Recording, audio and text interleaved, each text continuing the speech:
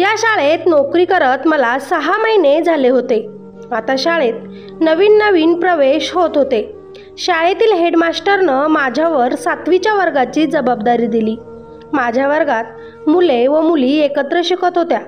आमची शाळा 12वीपर्यंत होती. मी माझ्या वर्गातील मुलांना खूप प्रेमानं व समजून सांगून शिकवायचो आणि मी कधीच मुलांना रागवलोसुद्धा नाही. म्हणूनच माझ्या वर्गातील मुलांचा मी आवडतो शिक्षक बनलो.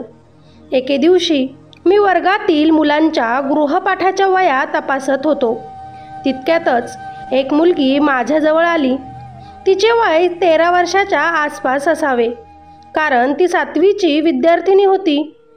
ती माझ्याजवळ येऊन उभी राहिली आणि मला म्हणाली, "सर, मी तुमच्यासोबत लग्न करणार आहे."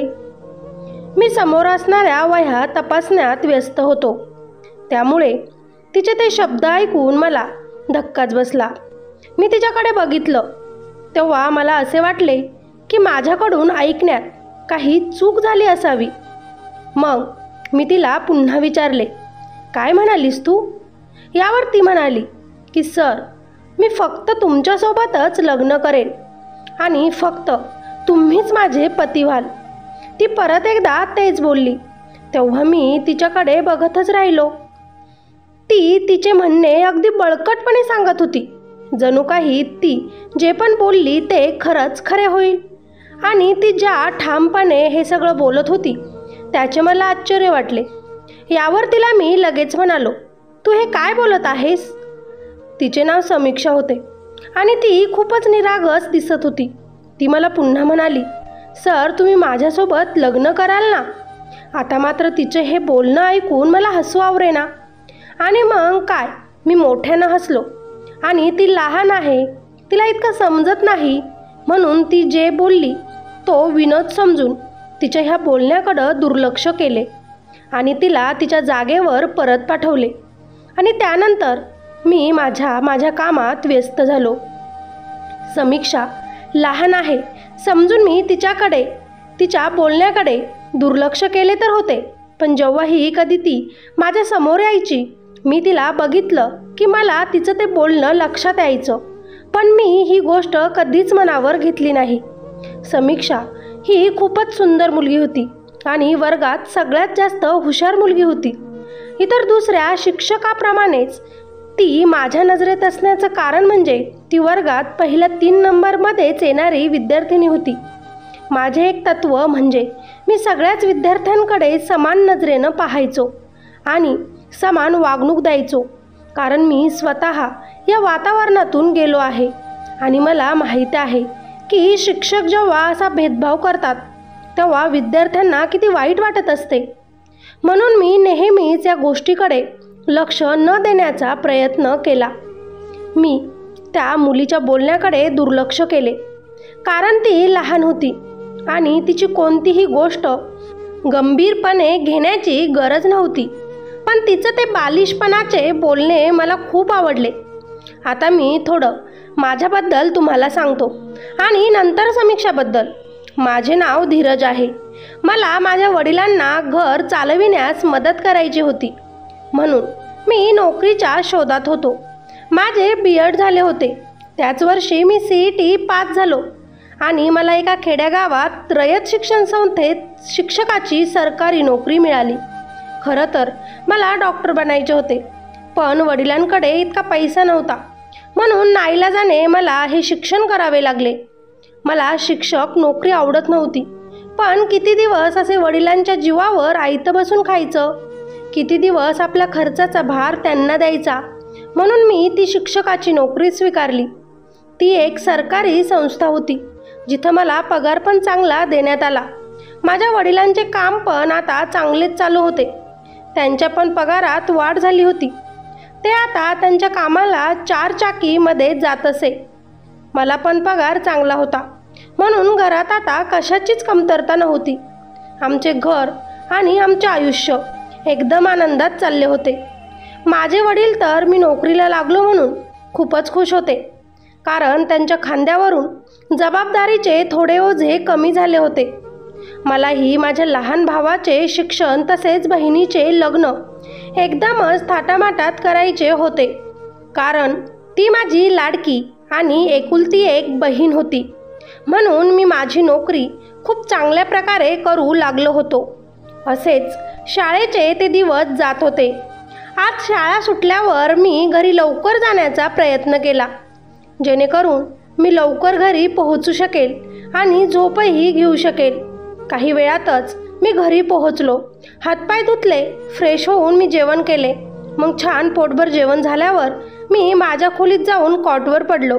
शांत डोळे मिटून पडलंच होतो की अचानक माझ्या खोलीचा दरवाजा कुणीतरी उघडला आणि मला वाटले की माझ्या खोलीत कोणीतरी आले. दरवाजा उघडण्याच्या आवाजानं मी डोळे उघडले. ते समोर येणारी व्यक्ती ही दुसरी कुणी नसून माझी आईच होती. आईला बघून मी उठून बसलो आणि आळस दिला. आता आई माझ्यासमोर येऊन बसली आणि लगेचच मला म्हणाली, मला तुझ्यासोबत एका महत्त्वाच्या गोष्टीबद्दल बोलायचे आहे, म्हणूनच मी तुझ्या पाठीमागे लगेच तुझ्या खोलीत आले आहे. माझ्या आईचं असं बोलणं ऐकून मला आश्चर्य वाटलं की तिला मला अशी कोणती गोष्ट सांगायची आहे, तीही इतकी महत्त्वाची की तिला सकाळपर्यंत कंट्रोल झालं नाही. मी माझ्या आईला म्हणालो, बोल आई, तुला माझ्यासोबत काय महत्त्वाचे बोलायचे आहे. माझी आई गालातच हसली आणि माझा हात तिच्या हातात पकडतच हळूच म्हणाली, हो, मला खूपच महत्त्वाचं तुझ्यासोबत बोलायचं आहे, कारण तुझ्या बाबांना तुझे उत्तर हवे आहे, तेही उद्याच. यावेळी आईनं जेव्हा मला असे सांगितले तेव्हा मी अजूनच गोंधळलो. त्याच गोंधळात मी आईकडे बघू लागलो. आई हसली आणि मला म्हणाली, हे बघ, खरं तर आम्हाला तुझं लग्न करायचं आहे. तुझं आता वय झालं आहे, आता तू लग्नाच्या वयात आहेस, म्हणून आम्ही तुझ्यासाठी एक सुंदर अशी मुलगी बघितली आहे. मी तुझ्याकडे तुझी इच्छा जाणून घेण्यासाठी आली आहे, जेणेकरून मुलीच्या घरच्यांना आम्ही आपलं उत्तर देऊ शकू. मुलगी खूप चांगली आहे, सुशिक्षित आहे, तिचं शिक्षणही तुझ्यासारखंच झालं आहे. पुढे जाऊन तुम्ही दोघंही शिक्षकाची नोकरी करू शकतात. तिच्या घरचे माणसे ही सगळी चांगली आहे, त्यांना कशाचीही कमतरता नाही. तुझ्या वडिलांना तर तिथल्या सगळ्याच गोष्टी खूपच आवडल्या आहेत आणि मलाही ती मुलगी खूप आवडली आहे. म्हणून तुझ्या इच्छा जाणून घेण्यासाठी मी आले, कारण तुझा होकार असेल तर पुढे आपण लग्नाची बोलचाल करू शकतो. त्या लोकांनाही तुला बघता येईल आणि तुलाही त्यांच्या घरी मुलगी बघण्यासाठी पाठवण्यात येईल. आईचं बोलणं ऐकून मी आईला म्हणालो, हे बघ आई, मला आत्ताच लग्न करायचं नाही. आत्ताशी तर मी नोकरीला लागून फक्त 6च महिने झालेत. मला अजून पैसे कमवायचे आहे, मला पूर्ण सेटल व्हायचं आहे, त्यानंतरच मी माझ्या लग्नाचा विचार करेल. यावर माझी आई म्हणाली, बेटा, तुझी बहीण अजून लहान आहे, घरातील सगळ्या कामाचा भार माझ्या एकटीवर येतो. आता माझ्याकडून हे कामं होत नाही. तुझी बहीण दिवसभर शाळेत असते, शाळेतून आल्यानंतर तिला परत क्लासला जावं लागतं, मग सगळं काम हे मला एकटीलाच करावं लागतं. माझी सून घरात आल्यानंतर मला माझ्या कामांमध्ये हातभार लागेल, ती माझ्यासोबत थोडं तरी राहील आणि मग माझं मनही तिच्यासोबत बोलण्यात गुंतून राहील. आणि तसंही मलाही जिवंत आहे तोपर्यंत माझ्या नातवांचे तोंड पाहायचे आहे. या सगळ्या अगोदर मला माझा जीव गमवायचा नाही, हवं तर ही माझी इच्छा समज. आई असं बोलल्यानंतर मी तिला म्हणालो, आई, तू ह्याचं काय बोलत आहेस. त्यावर आईनं मला काहीच उत्तर दिलं नाही. मी माझ्या आईकडे पाहतच होतो. तितक्यातच मला सकाळी जी मुलगी माझ्यासोबत बोलली तिचे ते शब्द आठवले की मला तुमच्यासोबतच लग्न करायचे आहे. तुम्ही माझ्यासोबत लग्न कराल ना, फक्त तुम्हीच माझे पती व्हाल आणि मी तुमची बायको. पण खरं तर आता माझ्या लग्नाची चर्चा सुरू होती. मी सकाळच्या त्या विचारात हरवलोच होतो की माझी आई म्हटली, बेटा धीरज, कुठे हरवला आहेस, मला लवकरच तुझे उत्तर दे, म्हणजे मी मुलीच्या घरच्यांना पुढे उत्तर देऊ शकते. आईच्या त्या प्रश्नांमुळे मी माझ्या विचारांतून बाहेर पडलो आणि आईला म्हणालो, आई, तुम्हाला जे योग्य वाटेल ते तुम्ही करू शकतात. मी माझ्या आईवडिलांवर खूप प्रेम करत होतो. नकार देऊन मला त्यांचं मन दुखवायचं नव्हतं. त्यांच्या या निर्णयामुळे मीही आनंदी होतो. ते जेही निर्णय घेतील तो माझ्यासाठी योग्यच राहील असं माझं मत होतं. ते माझ्यासाठी कधीच चुकीचा निर्णय घेणार नाही हे मला पूर्णपणे माहिती होतं. त्यामुळेच मी माझ्या पालकांच्या प्रत्येक निर्णयाचा आदर करत होतो. माझा निर्णय ऐकून माझ्या आईला तर खूप आनंद झाला. तिने लगेचच प्रेमाने मला जवळ घेऊन आशीर्वाद दिला आणि ती तिच्या खोलीत निघून गेली आणि जाता जाता मला म्हणाली, आता तू आरामात झोप. सकाळी लवकर उठून परत तुला शाळेतही जायचं आहे. आईच्या या गोष्टींचा विचार करत मी झोपण्याचा प्रयत्न करत होतो. मी माझ्या आईवडिलांचा मोठा मुलगा होतो, म्हणून घरात मी सगळ्यांचाच खूप लाडका होतो. माझे लहान भाऊ आणि बहीण हे सुद्धा माझा खूपच आदर करायचे. मी माझ्या बहीण आणि भावाचे मी ज्या शाळेत शिक्षक होतो त्याच शाळेत प्रवेश करून घेतला होता. माझ्या वडिलांच्या आणि माझ्या कमाईनं आमचं घर हे चांगलं चालले होते. माझ्या वडिलांना या गोष्टीचा आनंद होता की मी माझ्या जबाबदाऱ्या ह्या लवकरच समजून घेतल्या. माझे वडील माझ्यावर खूपच खुश होते, कारण मला ही नोकरी फक्त माझ्या क्षमतेवर मिळाली होती. कारण मी जरा जास्तच हुशार होतो, म्हणून शिक्षण अधिकाऱ्यांनी माझा पगारसुद्धा लवकरच वाढवला होता. मी मुलांना नेहमीच खूप प्रेमाने शिकवायचो आणि मी त्यांच्यासोबत कधी चुकीचे शब्द वापरत नव्हतो. शाळेतील सर्वजण म्हणूनच माझा खूप आदर करायचे. आता 7वीच्या वर्गातील विद्यार्थ्यांना शिकवण्याची जबाबदारी ही माझी होती, म्हणून त्या मुलीच्या बोलण्यावर कुठलीही चर्चा न करता मी त्या वर्गातील विद्यार्थ्यांना शिकवण्याचा निर्णय घेतला होता. कारण मला फक्त शिकवण्यात रस होता, वर्ग बदलण्यात नाही. आता मी 7वीच्या वर्गाचा कायमस्वरूपीचा शिक्षक झालो होतो. आज समीक्षा पुन्हा माझ्याकडे आली आणि माझ्यासोबत लग्नाविषयी अतिशय कडक शब्दात मला बोलू लागली. मी पुन्हा तिचे ते बोलणे बंद करून हसलो. ती लहान आहे, मुलं अशा वयात अशा चुका करतात, अशा काही गोष्टी बोलतात असे समजून घेतले. मी माझ्या आईवडिलांना माझे लग्न करण्यास संमती दिली होती आणि माझे उत्तर मुलीच्या घरच्यांपर्यंत पोहोचले होते. आईनं मला सांगितले की मुलीच्या घरचे तुला बघण्यासाठी काही दिवसांनी आपल्या घरी येणार आहेत. यावर मी होकारार्थी मान हलवली, पण माझ्या मनात त्या समीक्षाबद्दलच विचार सुरू होता. किती लहान 13 वर्षाची मुलगी आहे ती आणि तिला माझ्यासोबत काहीतरी अर्थपूर्ण बोलायचे आहे. पण मी त्या मुलीचे बोलणे ऐकून हसल्याशिवाय दुसरे काय करणार. आणि आज म्हणूनच मी तिच्याशी बोलणे टाळले आणि मला हे सांगितल्यावर ती पुन्हा तिच्या जागेवर जाऊन बसली. वर्गातील दुसऱ्या मुलांमध्ये मी व्यस्त होतो, म्हणून हा विचार मी विसरलो होतो. पण ती मुलगी तिच्या बोलण्यावर किती ठाम होती हे येणाऱ्या काही दिवसातच मला स्पष्टपणे समजणार होतं. कारण ती रोजच माझ्याजवळ यायची आणि मला एकच सांगायची की मी तुमच्यासोबत लग्न करेल आणि तुम्हीच माझे पती बनाल. सुरुवातीला तर मी तिच्या बोलण्याकडं हसत खेळत दुर्लक्ष करायचो, पण मी हे किती दिवस सहन करणार. कारण आता तर हद्दच झाली होती आणि तीही माझ्या सहनशक्तीच्या पलीकडे गेली होती. एक दिवस मी तिला जरा कडक शब्दातच खडसावले आणि समजावले की तिनं परत असल्या शब्दात माझ्यासोबत कधीही बोलू नये. मी इतकं सांगूनही तिला समजतच नव्हते आणि पुन्हा पुन्हा ती तीच कृती करत होती. आता तिच्या बोलण्यानं मी अजूनच वैतागलो होतो. तिच्या अशा बोलण्यावर मला काहीच उपाय सापडत नव्हता की या मुलीला या गोष्टीपासून दूर कसे ठेवावे. मी माझ्या शाळेतील इतर शिक्षकांना हे सांगू शकत नव्हतो, कारण मला माहिती होतं की त्यांनी हे ऐकल्यानंतर ते म्हणतील की ती लहान मुलगी आहे, त्यामुळे तू तिच्या बोलण्याकडे दुर्लक्ष कर. पण मी तिला लहान मुलगी समजून तिच्या त्या बोलण्याकडे दुर्लक्ष करू शकलो नाही आणि तिचं ते रोजचंच असलेलं बोलणं ऐकून मी खूपच वैतागलो होतो. एके दिवशी मी खुर्चीवर बसून माझ्या वर्गातील मुलांच्या वया तपासत होतो.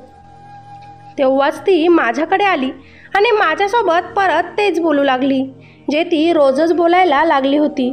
पण आता मला ते सहन होत नव्हतं आणि ती माझ्या समोर असं निरागस चेहऱ्यानं उभी होती तरीही मला आज तिचा खूप राग येत होता. सगळा राग सोडून मी तिला आज प्रेमाने समजावलं, समीक्षा बेटा, मुले असे बोलत नाहीत. तुझे शिक्षण घ्यायचे वय आहे असे विचार करायचे नाही. पण ती पुन्हा तेच म्हणाली. तिच्या अशा बोलण्यानं मी अजूनच वैतागलो आणि तिला म्हणालो, उद्या येताना तू तुझ्या वडिलांना शाळेत घेऊन ये. मी तिला जेव्हा रागाने असं बोललो तेव्हा ती मला म्हणाली, सर, माझे वडील शाळेत येऊ शकत नाही.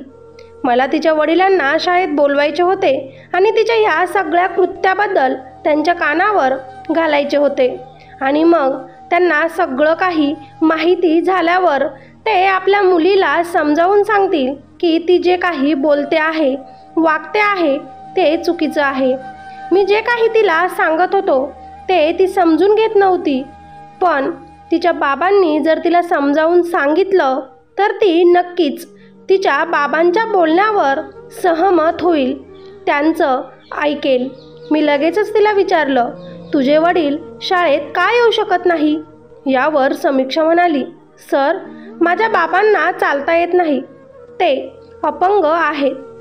त्यामुळे तुम्हीच आमच्या घरी येऊ शकतात आणि त्यांना भेटू शकतात आणि आपल्या लग्नाची मागणीसुद्धा करू शकतात.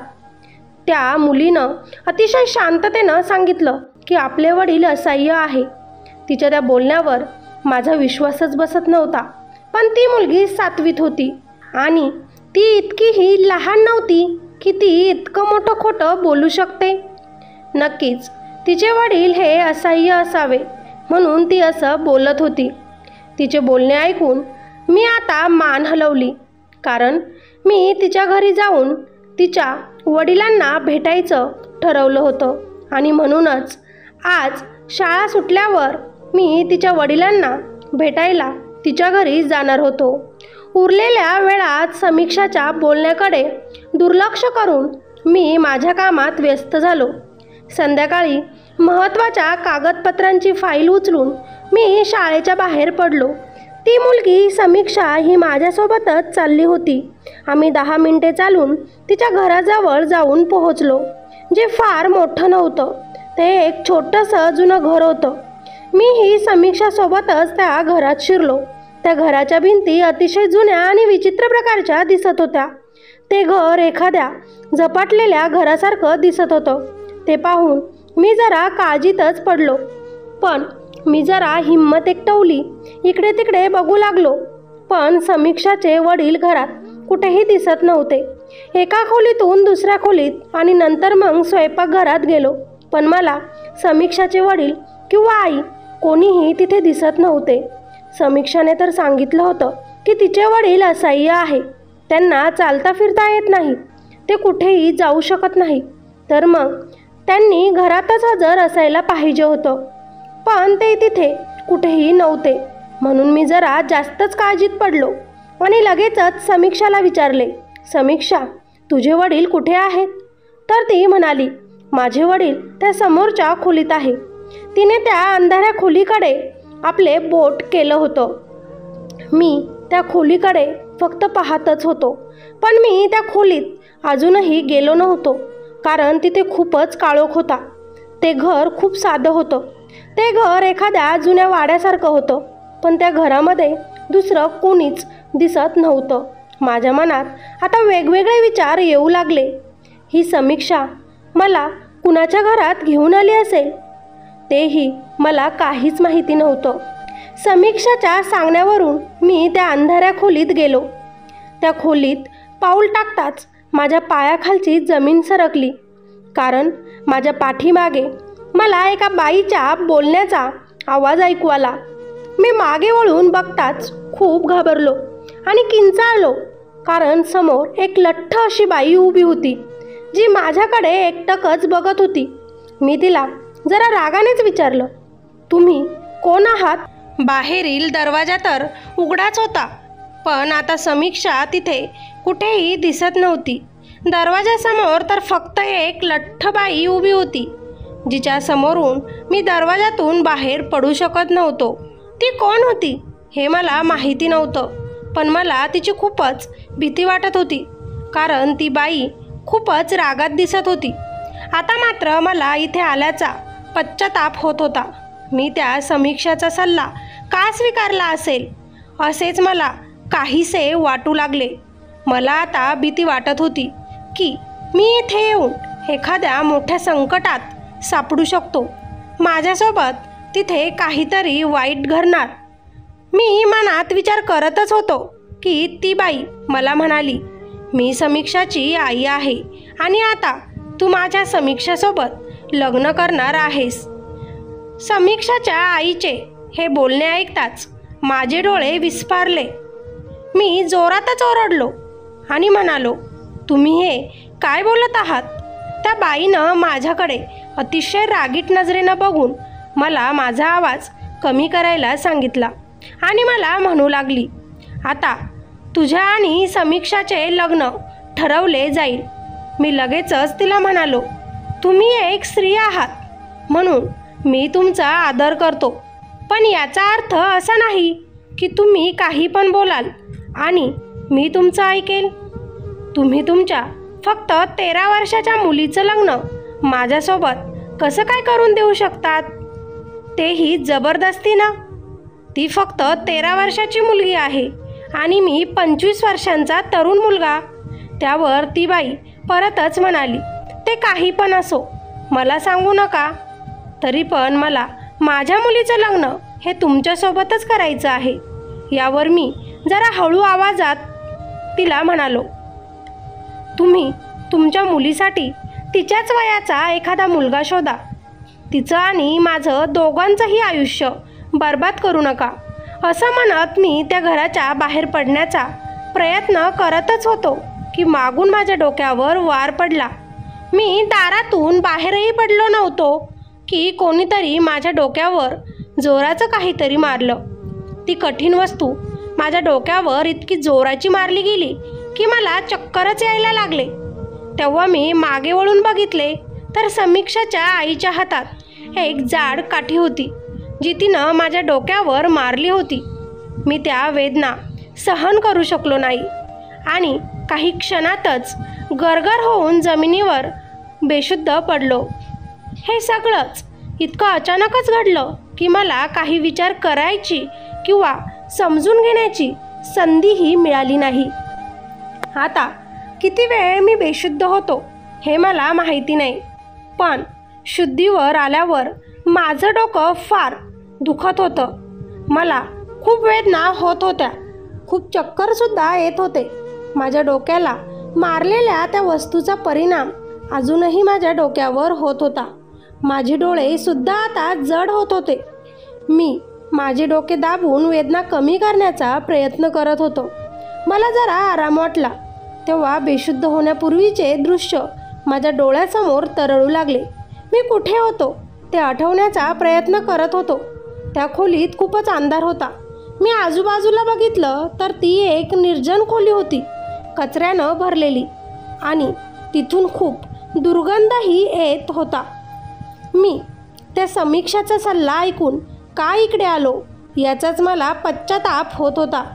घरी माझी आई माझी वाट बघत असेल आणि किती वेळापासून मी या खोलीत असा बंद होतो हे सुद्धा काहीच मला माहीत नव्हतं. आता मला माझ्या आईवडिलांची खूपच आठवण येत होती. मला त्यांच्याबद्दल खूप काळजी वाटत होती. मला त्या अंधाऱ्या खोलीतून बाहेर पडण्याचा काहीही एक मार्ग दिसत नव्हता. समीक्षासोबत तिच्या घरी आल्यानंतर माझ्यासोबत असेही काही घडू शकतं याची मी स्वप्नातही कल्पना केली नव्हती. हे जर मला आधीच सगळं माहीत असतं तर मी समीक्षासोबत तिच्या घरी कधीच आलो नसतो. पण असे माझ्यासोबत का घडत आहे हे मला काहीच माहिती नव्हतं. मी माझ्या खिशात हात टाकून माझा फोन शोधण्याचा प्रयत्न केला, तर माझ्या खिशात माझा फोन नव्हता. म्हणजे त्या बाईनं माझा फोनसुद्धा घेऊन टाकला होता. मला तर हे सुद्धा माहीत नव्हतं की ती बाई कोण आहे आणि माझ्यासोबत असं का करत आहे. मला काहीच समजेना. म्हणून मी दरवाजाकडे सरकलो आणि मदतीसाठी हाक मारू लागलो. मला वाचवा वाचवा म्हणून ओरडू लागलो, पण कोणीही माझ्या मदतीसाठी धावलं नाही. कदाचित तिथे कोणीच नसावं. मी खूप निराश झालो आणि तसाच खाली बसलो आणि तिथे कोणीतरी का होईना येईल त्यांची वाट बघू लागलो. मला माहिती होतं की माझं कुटुंब आता किती काळजीत असेल ते, आणि सगळीकडे मला शोधण्याचा प्रयत्नही करत असेल. माझ्या डोक्यात तर आता असा विचार आला की ही खरंच ती महिला समीक्षाची आईच असेल ना. आणि आई असेल तर ती तिच्या मुलीचं लग्न माझ्यासोबत करायचं का म्हणते आहे. कारण मी हे कधीच मान्य केले नसते, कारण मी तशी व्यक्ती नव्हतोच. आमची शाळा 10वी ते 12वी पर्यंतची होती. बऱ्याच तरुण मुलीसुद्धा आमच्या शाळेत शिक्षण घेत होत्या. मी माझ्या शाळेतील कुठल्याच विद्यार्थिनीकडे वाईट नजरेनं बघितलं नाही. कधी एखाद्या मुलीबद्दल वाईट किंवा चुकीचा विचार केला नाही. मी माझ्या शाळेतील प्रत्येक विद्यार्थिनीचा आदर करायचो. त्यांच्यासोबत नेहमीच नम्रपणे बोलायचो. मग मी त्या 13 वर्षाच्या समीक्षासोबत लग्न कसं काय करू शकतो. त्या खोलीत मी अडकून माझा किती वेळ गेला हे सुद्धा मला माहीत नव्हतं. पण आता माझ्या पोटात कावळे कोकत होते. मला भूकही लागली होती. पण समीक्षाच्या आईनं मला इथे आणून कैद करून ठेवलं होतं आणि माझ्याबद्दल जराही दखल घेतली नव्हती. या सगळ्यांचा विचार करून मी अजूनच अस्वस्थ झालो आणि विचार करतच झोपी गेलो. पण नंतर पुन्हा माझे जेव्हा डोळे उघडले तेव्हा दरवाजा उघडण्याचा आवाज आला. मी बघितले तर तीच बाई खोलीत आली होती. तिच्या हातात एक पिशवी होती. तिनं ती पिशवी माझ्या हातात दिली आणि मला म्हणाली, हे घे आणि जेवण कर. मलाही फार भूक लागली होती, म्हणून शांततेनंच मी ती पिशवी हातात घेतली आणि त्यानंतर मी त्या बाईला विचारलं की तू हे सगळं का करत आहेस. तेव्हा ती बाई मला म्हणाली की आता माझ्यात वाद घालण्याची हिंमत नाही, कारण तुझ्या आईनं मला वचन दिलं होतं की माझ्या मुलीचं लग्न तिच्या मुलासोबत करेल. पण तुझी आई तिचं ते वचन विसरली आणि जेव्हा मी तुझ्या आईला त्या वचनाची आठवण करून दिली तेव्हा तिनं ते वचन साफ नाकारलं. मी तिला आता इतक्या सहजासहजी सोडू शकत नाही आणि म्हणूनच मला तुझ्या आणि माझ्या मुलीचे लग्न लावायचे आहे. त्यामुळेच मी तुला फसवून माझ्या या घरी बोलवले होते. आता ही कागदपत्रे धर आणि तुझ्या सह्या कर. ती बाई खूपच रागाने माझ्यासोबत बोलत होती. तिने कागद आणि पेन माझ्याकडे दिला. ते पेपर घेऊन मला समजलं की तिला माझं कोर्ट मॅरेज करायचं आहे. तेव्हा ते पेपर बघून मला खूपच राग आला, कारण त्या पेपरवर अगोदरच एका मुलीनं सह्या केल्या होत्या. दुसरीकडे माझ्यासाठी सही बाकी ठेवली होती. हे अशा पद्धतीनं बळजबरीने लग्न करतात का? मी त्या बाईला विचारलं. मी रागातच त्या बाईला म्हणालो, तू कसली आई आहेस? आपल्या निरागस मुलीचं लग्न एवढ्या मोठ्या मुलासोबत करून देत आहेस? तिचा हात एवढ्या मोठ्या मुलाच्या हातात सोपवत आहेस? तुम्ही तुमच्या मुलीसोबत इतकं मोठं पाप करू शकत नाही. ती अजून खूप लहान आहे. तुम्ही माझे लग्न तुमच्या अल्पवयीन मुलीसोबत करू शकत नाही. तुम्हाला माहिती नाही का, यामुळे तुम्हाला आणि मलाही अटक होऊ शकते. ते जोपर्यंत तुमची मुलगी 18 वर्षांची होत नाही तोपर्यंत तुम्ही तुमच्या मुलीचं लग्न लावून देऊ शकत नाही. हे सगळं ऐकून ती बाई म्हणाली, समीक्षा माझी मुलगी आहे. मी तिच्यासोबत वाटेल ते करेल. तुम्ही त्याचं टेन्शन घेऊ नका. तिलाही तुमच्यासोबत लग्न करायचं आहे. त्यामुळे तुम्ही तुमच्या सह्या करा आणि मोकळं व्हा. तुमच्या आईनं जे मला वचन दिलं होतं ते आज तुम्हाला पूर्ण करायचं आहे. मी लगेचच म्हणालो, माझी आई 13 वर्षाच्या मुलीसोबत लग्न करण्याचं वचन कधीच देऊ शकणार नाही. माझ्या आईवर पूर्ण विश्वास आहे. तुमचा काहीतरी गैरसमज होत असेल.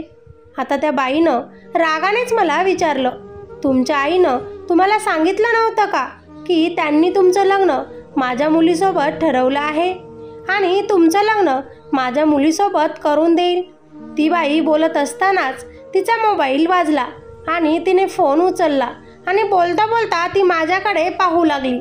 आता ती तिथून निघाली आणि म्हणाली, मी उद्या पुन्हा येईल. उद्यापर्यंत या कागदपत्रांवर सह्या करून ठेव, नाहीतर चांगले होणार नाही. ती मला धमकावतच बाहेर निघून गेली. मला तर आता खूप टेन्शन आलं. माझ्या घरच्यांची काळजीही वाटू लागली. ही बाई असं काय बोलत होती मला तर काहीच समजेना. म्हणून मला संपूर्ण सत्य जाणून घ्यायचं होतं. म्हणून मी त्या खोलीतून पळून जाण्याचा प्रयत्न केला नाही, कारण मला जाणून घ्यायचे होते की ही समीक्षाच्या आईला समीक्षाचे लग्न माझ्यासोबतच का करायचे आहे. मी तिने आणलेलं ते जेवण केलं आणि तीही रात्र माझी शांततेत गेली. तिने मला जेवण दिलं आणि ती निघून गेली. दुसऱ्या दिवशी पुन्हा त्या खोलीचा दरवाजा उघडला, पण यावेळी त्या दरवाजातून ती बाई नाही तर एक पुरुष आला होता. पण तो माणूस व्हीलचेअरवर बसलेला पाहून मला जरा आश्चर्य वाटलं. याचा अर्थ तो असह्य माणूस हा समीक्षाचा बाप असावा असे मला वाटत होते.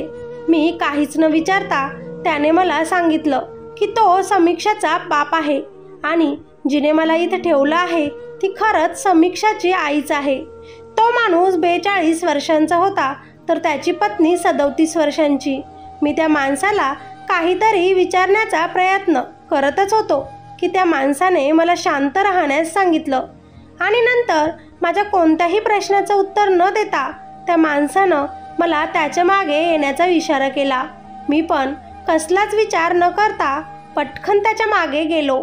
त्या घरातून बाहेर काढल्यानंतर त्यानं मला अनेक रस्ते ओलांडून 10-15 मिनिटांनंतर एका दुसऱ्या घरात नेलं. त्यावेळी मी पळून जाऊ शकलो असतो, पण मला सत्य जाणून घ्यायचे होते. म्हणून त्या माणसासोबत मी त्या घरात गेलो. हे घर खूपच स्वच्छ आणि छान होतं. बाहेरून जितकं छान दिसत होतं त्यापैकी दुप्पट ते घर आतून छान आणि कितपटपटीनं सुंदर दिसत होतं. त्यानं मला एका खोलीत आणून खोलीचा दरवाजा आतून बंद केला. त्या माणसाने मला फ्रेश व्हायला सांगितलं. त्याच्या विनंतीवरून मी माझे हात पाय आणि चेहरा धुतला आणि त्यानं माझ्यासमोर बसून अनुष्काला आवाज दिला, अनुष्का बेटा काहीतरी जेवायला आण. बाहेरून एक सुंदर तरुणी हातात जेवणाचं ताट घेऊन खोलीत आली होती. त्या माणसाने मला सांगितलं, ही माझी मोठी मुलगी अनुष्का आहे, तू जेवण करून घे. तिनं बनवलेलं जेवण तुला खूप आवडेल. मी इथे ते अन्न खाण्यास नकार दिला आणि मला इथे का आणलं ते विचारलं. तेव्हा तो माणूस मला म्हणाला, मी तुला तुझ्या सर्व प्रश्नांचे उत्तरं देईल, तू घाबरू नकोस. कोणतीही काळजी न करता तू माझ्या घरचे हे जेवण कर. त्या माणसाच्या बोलण्यावर मी विश्वास ठेवला आणि पोटभर जेवण केलं, कारण मला खरंच खूपच भूक लागली होती आणि ते जेवणसुद्धा खूपच चवदार होते. माझे जेवण झाल्यावर त्या मुलीनं माझ्यासमोर येईल ते जेवणाचे ताट उचलले आणि बाहेर निघून गेली. आता तो माणूस बोलू लागला, माझ्या मुलीमुळे आणि माझ्या पत्नीमुळे तुम्हाला खरंच खूप त्रास सहन करावा लागला आहे, म्हणून मला तुमची माफी मागायची आहे. शक्य असल्यास माझ्या पत्नीला आणि माझ्या मुलीला माफ करा. त्या माणसाने माझ्यासमोर हात जोडले होते. मी त्याचे हात पकडले आणि नकारार्थी मान हलवली.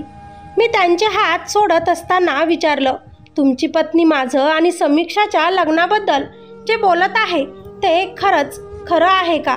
माझ्या प्रश्नाला त्यांनी होकारार्थी होकार दिला. त्यामुळे मला अजूनच जास्त राग आला. मी लालबंद झालो.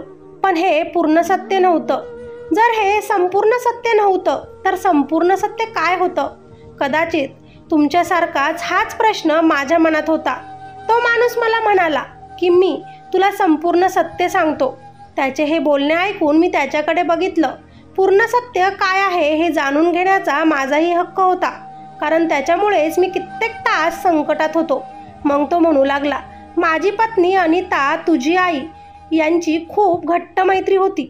दोघेही बालपणीच्या मैत्रिणी आहेत. तुझ्या आईच्या लग्नानंतर एका वर्षातच तुझा जन्म झाला. तुझ्या जन्मावर तुझ्या आईला खूप आनंद झाला, कारण तू मुलगा होतास आणि या गोष्टीला तुझ्या आईच्या आनंदाला सीमा नव्हती. तुझ्यानंतर 4 महिन्यांनी माझी मुलगी अनुष्काचा जन्म झाला, जिने तुला नुकतेच आत्ता जेवण दिले. जेव्हा तू 4 महिन्यांचा होता तेव्हाच माझ्या पत्नीनं एका मुलीला जन्म दिला होता. मुलगी झाली म्हणून अनुष्काची आई खूपच नाराज होती, कारण तिलाही पहिला मुलगाच हवा होता. पण मैत्रीण नाराज झाली म्हणून तुझ्या आईनं तिला वचन दिलं की टेन्शन घेऊ नको अनिता, तुझी ही मुलगी अनुष्का मी माझ्या घराची सून बनवेल. मग माझी पत्नी खूप खुश झाली, कारण त्यांची दोघांची मैत्री ही घट्ट नात्यात बदलणार होती. हे वचन तर दिले, पण नंतर परिस्थिती बदलली गेली. तुमची परिस्थिती चांगली झाली तर आमची तशीच राहिली. कदाचित तुझी आई हे वचन विसरली, पण माझी पत्नी हे वचन विसरू शकली नाही. तिला आजही तुझ्या आईनं दिलेलं वचन आठवतं आणि अनुष्काला सुद्धा तुझ्याबद्दल चांगलंच माहिती आहे. कारण अनुष्का जशी जशी मोठी होत गेली तशी तशी तिची आई तिला सांगत गेली की मी तुझं लग्न अगोदरच एका मुलासोबत ठरवलं आहे, ज्याचं नाव धीरज आहे. म्हणून दुसऱ्या कोणत्याच मुलाचा विचार तू मनात आणू नकोस. मला तुझे लग्न माझ्या मैत्रिणीच्या मुलासोबत करून द्यायचे आहे. मला आमची मैत्री नात्यात बदलायची आहे. माझ्या अनुच्या मनात दुसऱ्या मुलांबद्दल कधी विचारही नव्हता, कारण तिला लहानपणापासूनच सांगण्यात आलं आहे की तिचे नाते हे पक्के झाले आहे. कारण तिनं तेव्हापासूनच धीरज नावाचा मुलगा आपल्या मनामध्ये ठेवला होता. मी काय न्यायालयात साफसफाईचे काम करायचो आणि त्यानंतर मी माझ्या मुलीला शिकवले. खूप वर्षांनी माझी धाकटी मुलगी जन्माला आली, जिचं नाव समीक्षा, जी तुमच्या शाळेत आता शिकत आहे. खूप हुशारही आहे. वेळ बदलली तर तुझ्या आईनं आमच्यासोबत साधं बोलण्याचाही प्रयत्न केला नाही. आमच्या कुटुंबाचा तुमच्या कुटुंबासोबत संवाद साधणंही बंद झालं. अनुष्काला तुझ्याबद्दल माहिती आहे की आम्ही तिचं नातं तुझ्यासोबतच प्रस्थापित केलं आहे. माझी मुलगी या नात्यामध्ये खूपच आनंदी होती. पण जेव्हा ती 18 वर्षांची झाली तेव्हा माझा अपघात झाला आणि या अपघातात मी माझे 2ही पाय गमावून बसलो. आणि हा अपघात तुझ्या वडिलांच्या कारमुळे झाला. त्यांना हवं असतं तर त्यांनी मला दवाखान्यात नेलं असतं, माझी मदत केली असती, तर कदाचित आज मी माझे पाय गमावून बसलो नसतो. पण तुझे वडील घाबरून मला तिथं तशाच अवस्थेत सोडून पळून गेले. माझ्या पत्नीला जेव्हा ही गोष्ट समजली तेव्हा तिनं या परिस्थितीसाठी तिच्या मैत्रिणीच्या पतीला जबाबदार धरले आणि मग तिच्या मनात सुडाची आग जागृत झाली. त्यानंतर माझी पत्नी म्हणाली की आपल्या मुलीचे लग्न हे धीरजसोबतच करायचं, जेणेकरून अनुष्का लग्न करून त्या घराची सून झाल्यावर तुझ्या आईला त्रास देऊ शकेल. घरामध्ये भांडणं करून तुमची सगळी मालमत्ता ही अनुष्काच्या नावावर करून घेईल. तुला तुझ्या आईपासून तोडेन. माझ्या पत्नीनं हे सगळं फक्त बदला घेण्यासाठी केलं. माझ्या मुलीची ह्या सगळ्यामध्ये काहीच चुकी नव्हती. ती लग्नानंतर हे सगळं करायला तयार नव्हती. माझी मोठी मुलगी अनुष्का ही खूपच साधीभोळी आहे. ती तिच्या आईसारखी आणि लहान बहिणीसारखी अजिबातही चालाक आणि हुशार नाही. मी माझ्या पत्नीला समजविण्याचा खूपच प्रयत्न करत होतो, पण तिने माझे काहीच ऐकलं नाही. माझ्या मुलीनं तिच्या आईला स्पष्टपणे सांगितलं होतं की लग्न झाल्यानंतर मी सासरी जाणार नाही किंवा सासरी गेल्यावर मी धीरजला किंवा त्याच्या कुटुंबियांना त्रास देणार नाही. या गोष्टीमुळे धीरजच्या आईवडिलांना त्रास होईल असं मी काहीही करणार नाही. कारण माझी मुलगी अनुष्का लहानपणापासूनच तुझ्यावर प्रेम करत होती आणि तिला तुझ्याशीच लग्न करायचे आहे. मी माझ्या मुलीला तुमचा बदला घेण्यासाठी कधीही वापरणार नव्हतो, पण तिच्या आईला तुमचा बदला घ्यायचा आहे. माझी मुलगी या बदल्याच्या आगीत जळत आहे, कारण तिला फक्त तुझ्याशीच लग्न करायचं आहे आणि तिचे तुझ्यावर खरे प्रेम आहे. पण अनुष्काने हे काम करण्यास नकार दिल्यावर अनुष्काच्या आईनं समीक्षाला आपलं दुसरं हत्यार बनवलं. फक्त एका मुलीसोबत लग्न झालं नाही म्हणून काय झालं? आपण आपल्या दुसऱ्या मुलीचं लग्न धीरजसोबत करून या लोकांचं आयुष्य उद्ध्वस्त करू शकतो असे तिला वाटत होते. म्हणून तिने मुद्दाम माझ्या धाकट्या मुलीला तुमच्या शाळेत प्रवेश दिला आणि ती तिला रोज शिकवायची की तुला तुझ्या सरांना जाऊन हे बोलायचं आहे की मला तुमच्यासोबत लग्न करायचं आहे. माझी मुलगी समीक्षा तिच्या आईच्या सांगण्यावरून शाळेत आल्यावर रोज तुमच्यासोबत हे बोलायची, कारण तिला तसं शिकवलं जायचं, म्हणजे तुम्ही तिच्या जाळ्यात पडाल आणि फसणार. हा माझ्या पत्नीचा प्लॅन होता. तिला काहीही करून फक्त तुला इथे बोलवायचं होतं आणि नंतर तुझं आणि माझ्या धाकट्या मुलीचं म्हणजेच समीक्षाचं लग्न करून द्यायचं होतं. कारण या परिस्थितीमध्ये अनुष्का तुझ्यासोबत लग्न करायला तयार नव्हती, कारण तिला सासरच्यांकडून बदला घ्यायचा नव्हता. म्हणूनच माझ्या पत्नीनं तिच्या धाकट्या मुलीला तयार केलं. माझी पत्नी वेडी झाली आहे आणि मी तिला समजावून सांगून थकलो आहे. हेच सगळं सत्य आहे जे तुमच्यासमोर आले आहे आणि हेच आमचं घर आहे. ज्या घरात तुम्ही आला होता ते घर आमचं जुनं घर आहे, जे आता नेहमीच बंद असतं. माझ्या पत्नीला सुडाच्या भूतानं पछाडलं आहे. तिला कोणत्याही परिस्थितीत तुझ्या आईवडिलांना त्रास द्यायचा आहे. त्या माणसाने जे सांगितलं ते ऐकून मी थक्क झालो. ही कथा एका सुडाची कहाणी होती, ज्यामुळे मला एका पडक्या घरात जुन्या घरात डांबलं गेलं होतं. त्या माणसाने मला आता सांगितलं की तू मोकळा आहेस, आता पटकन बायको यायच्या आत तू इथून जाऊ शकतोस. त्या माणसाच्या सांगण्यावरून मी पटकन त्या घरातून बाहेर पडलो आणि माझ्या घराच्या दिशेने निघालो. मी 2 दिवसांपासून घरी न आल्यामुळे, बेपत्ता असल्यामुळे माझं कुटुंब हे खूपच दुःखी झालं होतं. पण मी घरी गेल्यावर मला सुखरूप पाहून त्यांनी मला मिठीच मारली. त्यांनी विचारल्यावर मी तिथं घडलेला सगळा प्रकार त्यांना सांगितला. तो ऐकून त्यांनाही माझ्यासारखाच धक्का बसला की माझ्या आईची लहानपणापासूनची मैत्रीण असलेली ती बाईकडून माझ्या आईवडिलांना ती अपेक्षा नव्हती. माझ्या वडिलांनी ही आपली मान खाली घातली होती. ज्यावेळी अनुष्काच्या वडिलांचा ॲक्सिडेंट झाला होता त्यावेळी माझे वडीलही खूपच घाबरले होते. म्हणूनच ते त्या माणसाला हॉस्पिटलमध्ये घेऊन जाऊ शकले नाही, कारण त्यांना वाटलं की काही पोलीस केस वगैरे होईल, म्हणून ते तिथून पळाले. पण आता ते अनुष्काच्या वडिलांची माफी मागायला तयार होते आणि त्यांना हात जोडून त्यांची माफीसुद्धा मागायची होती, कारण त्यांना माहीत होतं की त्यांची चुकी होती, असे माझ्या वडिलांनी मला सांगितलं. आता माझे संपूर्ण कुटुंब हे समीक्षाच्या घरी गेले होते. जेव्हा आम्ही समीक्षाच्या घरी पोहोचलो तेव्हा समीक्षाची आई तिच्या वडिलांना बडबडच करत होती की धीरजला तुम्ही का सोडले.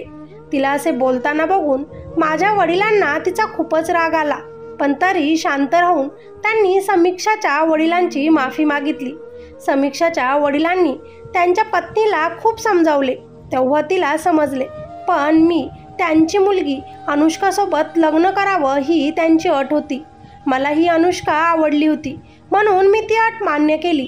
काही दिवसांनी माझे लग्न अनुष्कासोबत झाले आणि मग माझ्या आईची मैत्री ही अनुष्काच्या आईसोबत पुन्हा निर्माण झाली. मग आमच्या कुटुंबामध्ये सर्व काही ठीक झालं.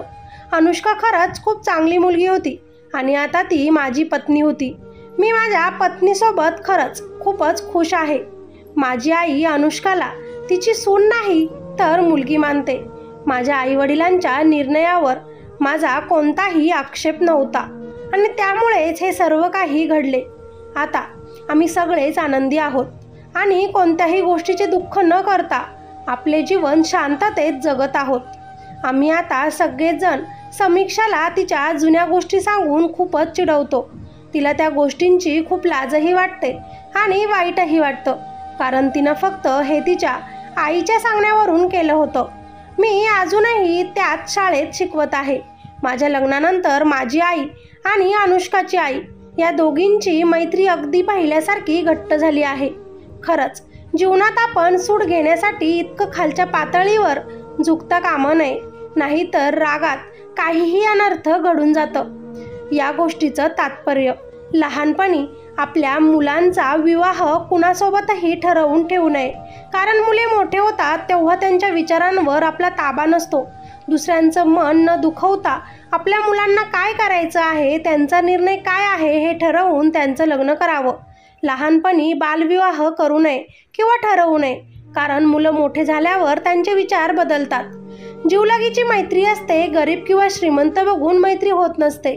मैत्रीत स्वार्थ नसावा, मैत्री ही निस्वार्थ असावी. सुडाची भावना तर उत्पन्न केली तर नाश हा सगळ्यांचाच होतो, पण तेच शांततेत विचार करून समोरच्याला माफ केलं तर आयुष्य हे सुंदर बनतं. स्टोरी आवडली असेल तर लाईक करा, कॉमेंट करून आपल्या प्रतिक्रिया नोंदवा आणि आज जर पहिल्यांदा आपल्या चॅनलवर आले असाल तर आपल्या ह्या चॅनलला सबस्क्राईब केल्याशिवाय जाऊ नका, जेणेकरून आपण जेव्हाही एखादी नवीन स्टोरी अपलोड करू तेव्हा सगळ्यात अगोदर नोटिफिकेशन तुम्हाला मिळेल. धन्यवाद.